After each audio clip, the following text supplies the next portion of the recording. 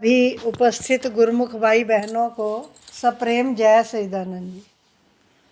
आप सभी गुरु के प्यारों के हृदय मंदिर में विराजमान श्री परमहंस दयाल महाराज जी के पावन श्री चरणारविंदों में इस दासी का श्रद्धा युक्त नमन स्वीकार हो। श्री परमहंस गुरुदेव जी निराकार साकार, जिनकी पद नख ज्योति से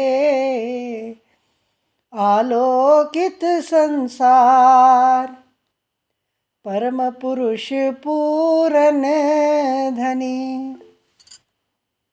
आनंद घन सुख रूप, सर्वारंभ में पूजिए, पावन चरण अनूप, सर्वारंभ में पूजिए, श्री सतगुरु चरण अनूप।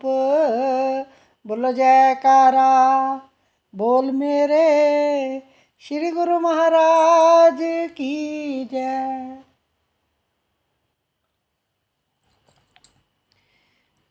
विचारवान गुरुमुख भाई बहनों,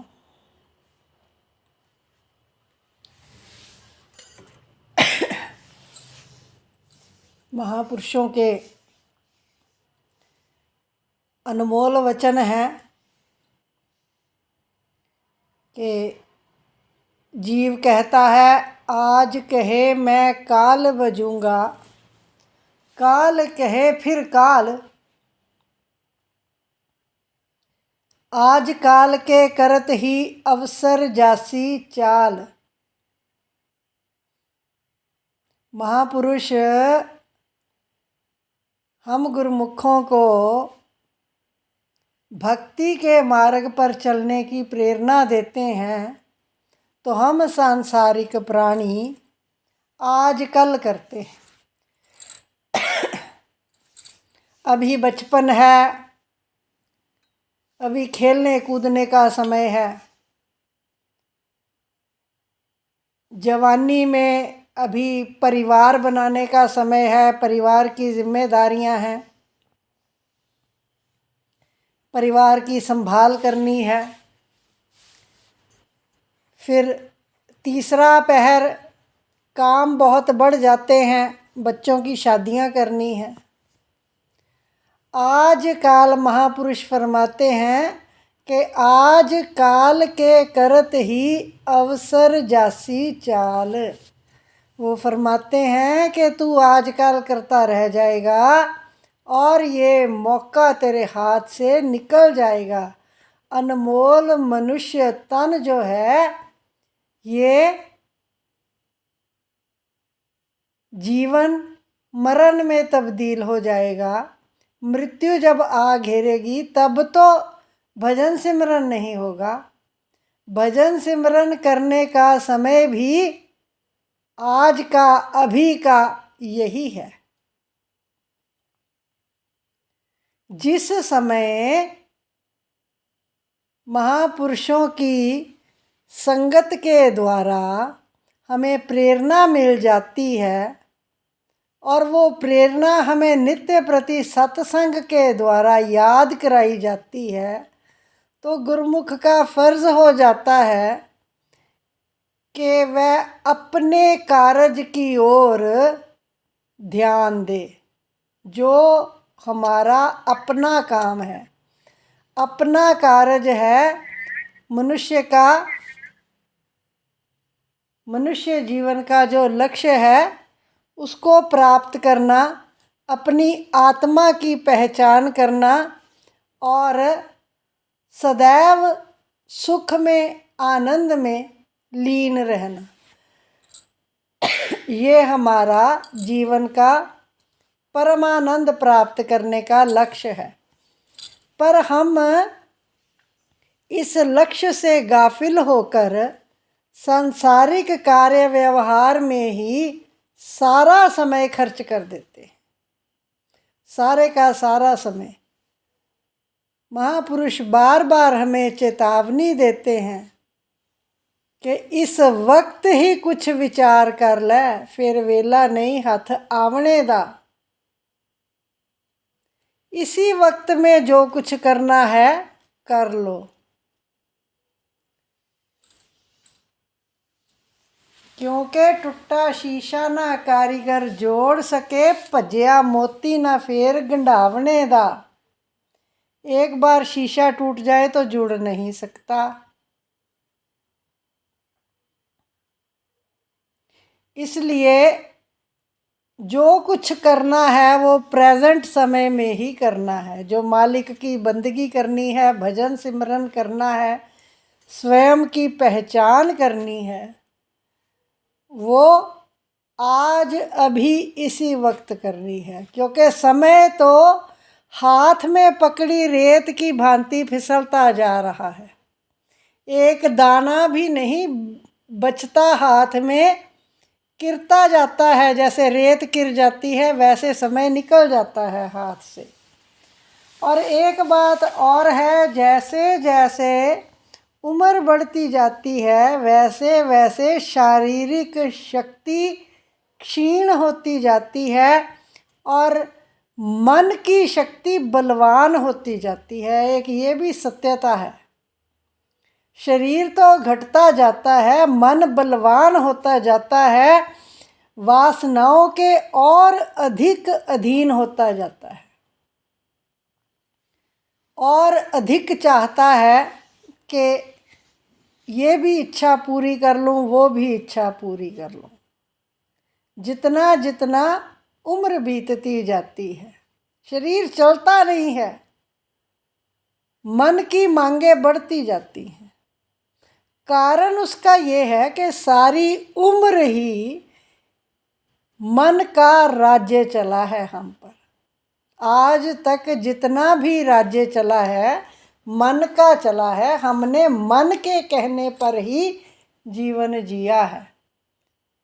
पर मन के घोड़े की लगाम को कसना है, उसको दिशा देनी है।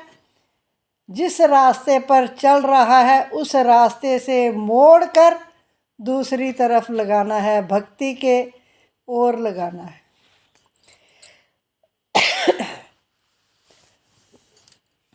बहानेबाजी तो बहुत होती है कि अभी आज नहीं कल, कल नहीं परसों भजन बंदगी कर लेंगे। अभी तो धन कमाने का समय है, शरीर चलता है जब तक पैसा इकट्ठा कर लो। पर सोचने की बात है कि चाहे लाखों कमा लो, चाहे करोड़ों कमा लो, अरबों इकट्ठे कर लो, खरबों इकट्ठे कर लो, साथ एक धेला नहीं जाने वाला। ऐसा भी समय देखने में आता है कई बार कि गांठ में पड़ा हुआ भी पैसा जो है वो काम नहीं आता।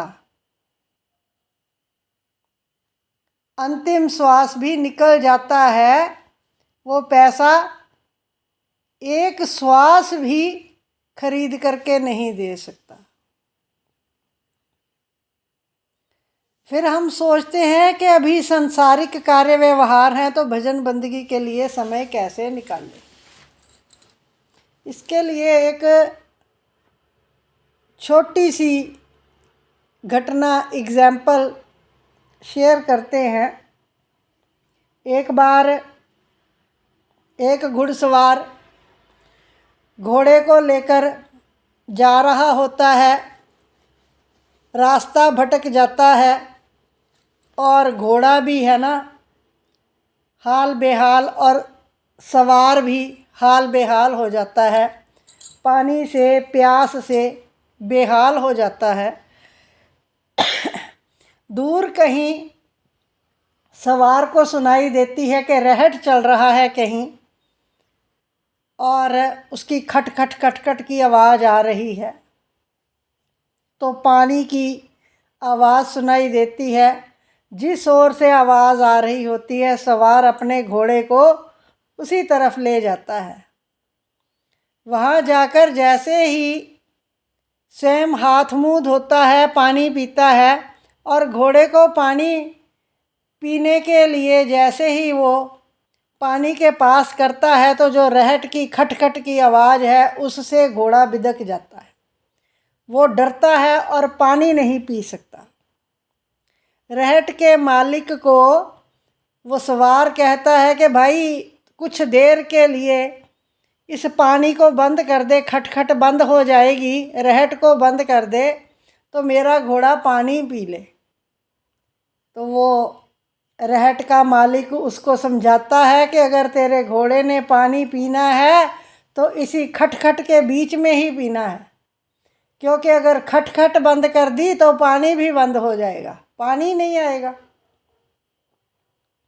ये छोटा सा दृष्टांत हमें ये शिक्षा देता है कि संसार की खटपट लगी रहनी है, सारे काम चलते ही रहने हैं। हमने अपनी सुरती को मालिक के साथ जोड़ना है, उसके बताए हुए नाम के साथ जोड़ना है। जब हम नाम के साथ अपनी सुरती को जोड़ पाएंगे तो अपने भीतर को जान पाएंगे कि हम क्या हैं। हम हैं आत्मा, हम ये शरीर नहीं हैं, हम ये मन नहीं हैं।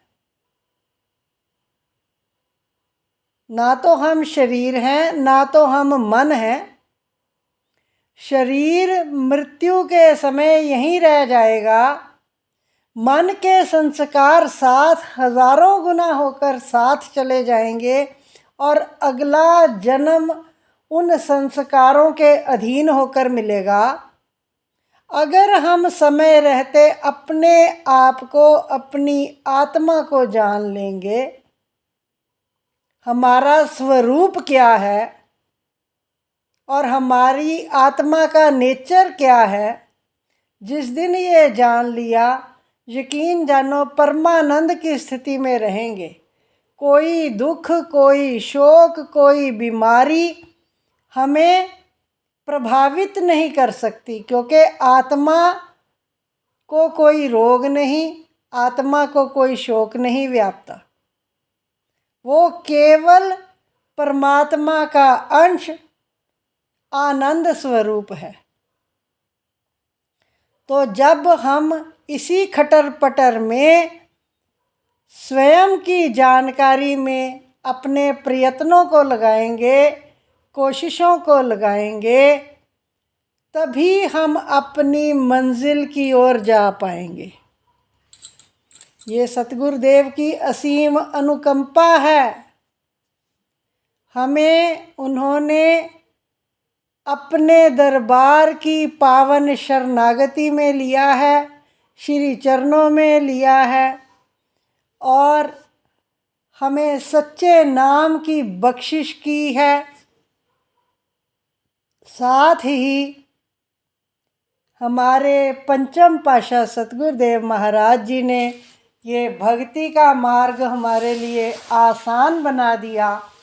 5 नियम निर्धारित कर दिए प्रत्येक गुरुमुख के लिए कि जो भी गुरुमुख स्वयं को इस दरबार का शरणागत कहलाता है, उसके लिए ये लाजिम है कि 5 नियमों की पालना करे। आज्ञा के अनुसार चलने में ही लाभ है। हजूर दाता दयाल जी वक्त की नज़ाकत को समझते हुए हमें 2 घंटे के सिमरन ध्यान पर बल देते हैं।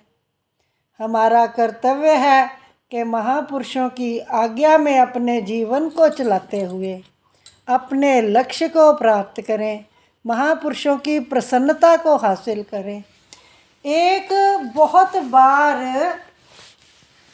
प्रश्न आता है कि हम जब भजन ध्यान पर बैठते हैं तो हमें कुछ दिखाई नहीं देता। बहुत गुरुमुख प्रेमी ऐसा संशय रखते हैं। कुछ दिखाई दे ना दे, विचार नहीं करना। इतने जन्मों के संस्कार हमारे भीतर भरे पड़े हैं, ये उन कर्मों का, संस्कारों का ही अंधकार है जो हमें दिखाई देता है। इस अंधकार में से ही रोशनी निकलनी है। नाम के जाप से जैसे जैसे सिमरन किया जाता है, पुराने संस्कार भस्मीभूत होते हैं, तभी प्रकाश का उदय होता है। घबराना नहीं है। दिखाई कुछ दे, लाइट दिखे ना दिखे, अंधकार है तो अंधकार सही। हमने बार बार अगर ध्यान नहीं लगता तो आंखें खोलो, श्री गुरु महाराज जी के स्वरूप को दर्शन करो, देखो। श्री गुरु महाराज जी के चरणों को, चरण कमलों को देखते हुए दृष्टि एकाग्र करनी है और उन श्री चरणों को मस्तक मध्य में विराजमान करना है। स्वयं ही राह मिलती है और हम गुरु महाराज जी की आज्ञा से हमने बैठना है। उनके चरणों में प्रार्थना करके बैठना है कि हम आ गए हैं आपके चरणों में, आप हमारी सुरती की संभाल कीजिए। गुरु शब्द है, जो शब्द हमें गुरु से प्राप्त हुआ है। असली गुरु गुरु शब्द है, गुरु मंत्र है, जो हमें श्री गुरु महाराज जी ने श्रीमुख से हमारे भीतर डाला है, अंतर में। उस में सुरती को जोड़ना है, ध्यान को जोड़ना है। काम कोई ज़्यादा कठिन नहीं है, करें तो और ना करें तो बहुत मुश्किल है। कई जन्म निकल जाते हैं और ये कार्य अधूरा पड़ा रहता है। और अगर इस ओर ध्यान दें, काम करना शुरू करें, तो अवश्य ही गुरुदेव की रहमत से, जो उनका हाथ हमारे सिर पर है, तो सफलता अवश्य मिलती है। उनका सहारा लेकर सिमरन की ओर आगे से आगे बढ़ते जाना है। मनुष्य जन्म का लक्ष्य प्राप्त करना है।